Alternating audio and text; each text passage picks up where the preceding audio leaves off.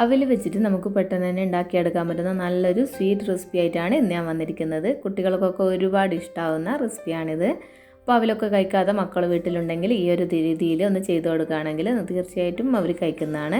അപ്പോൾ നമുക്ക് വീഡിയോയിലോട്ട് പോവാം. അപ്പോൾ ഇതാ ഈ ഒരു റെസിപ്പി ഉണ്ടാക്കാൻ വേണ്ടിയിട്ട് ഞാനൊരു കപ്പ് അവലാണ് എടുത്തിട്ടുള്ളത്. അതൊരു ചൂടായ പാനിലോട്ട് ഇട്ട് കൊടുത്തിട്ട് ഒന്ന് വറുത്തെടുക്കാം. വറുത്തെടുക്കുമ്പോൾ കരിഞ്ഞു പോകാതെ നോക്കണം കേട്ടോ. എന്നിട്ട് ഇത് നമുക്ക് ഒരു പ്ലേറ്റിലോട്ട് മാറ്റാം.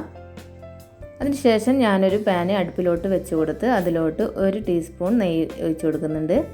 ഇനി ഇതിലോട്ട് ഒരു മീഡിയം സൈസ് നേന്ത്രപ്പഴം ചെറുതായി കട്ട് ചെയ്തത് ചേർത്ത് കൊടുക്കാം. അതിൻ്റെ കൂട്ടത്തിൽ നിങ്ങൾക്ക് വേണമെങ്കിൽ അണ്ടിപ്പരിപ്പ് മുന്തിരിയൊക്കെ ഇട്ട് കൊടുക്കാം. ഞാനിവിടെ അണ്ടിപ്പരിപ്പ് എടുത്തിട്ടുള്ളൂ. ഇനി ഇതൊന്ന് ജസ്റ്റ് ഒന്ന് വഴറ്റിയെടുക്കണം. അപ്പോൾ ചെറുതായിട്ടൊന്ന് സോഫ്റ്റ് ആകുന്ന സമയത്ത് നമുക്ക് ഇതിലോട്ട് വേറൊരു ചേരുവ കൂടി ചേർക്കാനുണ്ട്. അപ്പോൾ ഇതാ നമ്മൾ പഴം ഇവിടെ ചെറുതായിട്ടൊന്ന് സോഫ്റ്റായി വന്നിട്ടുണ്ട്. ഇനി ഇതിലോട്ട് നമുക്ക് ഒരു പിടി തേങ്ങ ചേർത്ത് കൊടുക്കാം. ഇനി ഈ പഴവും തേങ്ങയും കൂടെ നന്നായിട്ട് മിക്സ് ചെയ്തിട്ട് ഒന്ന് എടുക്കണം. അപ്പോൾ ഇതാ പഴവും തേങ്ങയൊക്കെ നന്നായിട്ട് മിക്സായി വന്നിട്ടുണ്ട്. ഇതൊന്ന് മാറ്റി വെക്കുക. ഇനി നമ്മൾ നേരത്തെ മാറ്റി വെച്ചിരിക്കുന്ന അവിലൊന്ന് മിക്സിയിലിട്ടൊന്ന് പൊടിച്ചെടുക്കണം.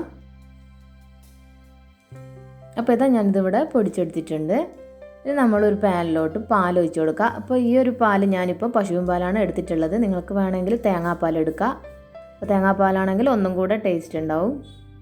ഇനി ഈ പാലിലോട്ട് നമ്മൾ പൊടിച്ച് വെച്ചിട്ടുള്ള അവിലിൻ്റെ മിക്സ് ഇട്ട് കൊടുത്ത് നന്നായിട്ട് തന്നെ ഒന്ന് മിക്സ് ചെയ്തെടുക്കുക.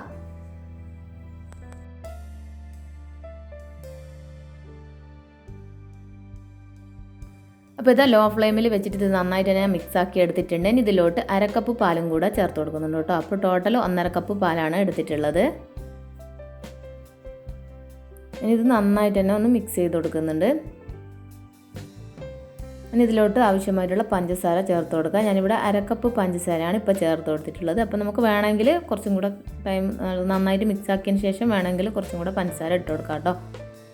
അപ്പോൾ ഇതാ ലോ ഫ്ലെയിമിൽ വെച്ചിട്ട് ഇത് നന്നായിട്ട് തന്നെ ഇതേപോലെ ഒന്ന് മിക്സ് ചെയ്തെടുക്കുന്നുണ്ട്. ഇനി ഒരു പിഞ്ച് ഉപ്പും പിന്നെ ഒരു 2-3 ഏലക്കായ് പൊടിച്ചതും കൂടെ ചേർത്ത് കൊടുത്ത് ഒന്നും കൂടെ ഒന്ന് മിക്സ് ചെയ്തെടുക്കുക. ഇതെല്ലാം ചെയ്യുമ്പോൾ ലോ ഫ്ലെയിമിൽ തന്നെ ആയിരിക്കണം തീ.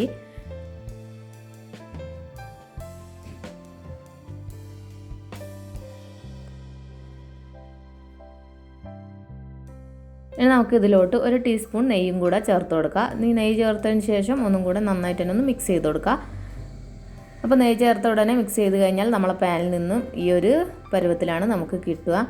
ഈ ഒരു സമയത്ത് നമുക്ക് ഇതിലോട്ട് നമ്മൾ നേരത്തെ വറുത്ത് മാറ്റി വെച്ചിരിക്കുന്ന പഴവും തേങ്ങയുള്ള ആ ഒരു മിക്സില്ലേ അതും കൂടെ ഒന്ന് ചേർത്ത് കൊടുക്കണം.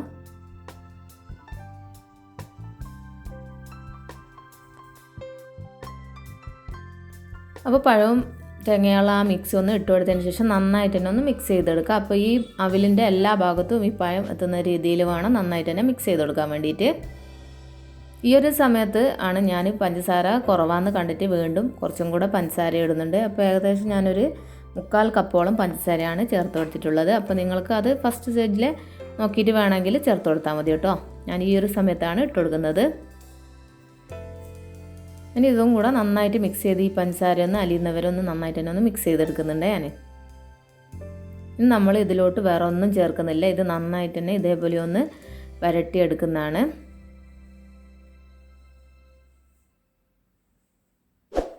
അപ്പോൾ ഇതാ നന്നായിട്ട് തന്നെ ഇത് മിക്സാക്കി എടുത്തിട്ടുണ്ട്. ഇനി നമുക്കൊരു പ്ലേറ്റിലോട്ട് ഇത് നെയ്തടിവതിന് ശേഷം ഞാൻ കുറച്ച് പഴത്തിൻ്റെ കഷ്ണം കൂടെ ഇട്ട് കൊടുത്തിട്ടുണ്ട്. അതേപോലെ നിങ്ങൾക്ക് അണ്ടിപ്പരിപ്പൊക്കെ ഉണ്ടെങ്കിൽ അതൊക്കെ ചേർത്ത് വെച്ച് കൊടുക്കാം.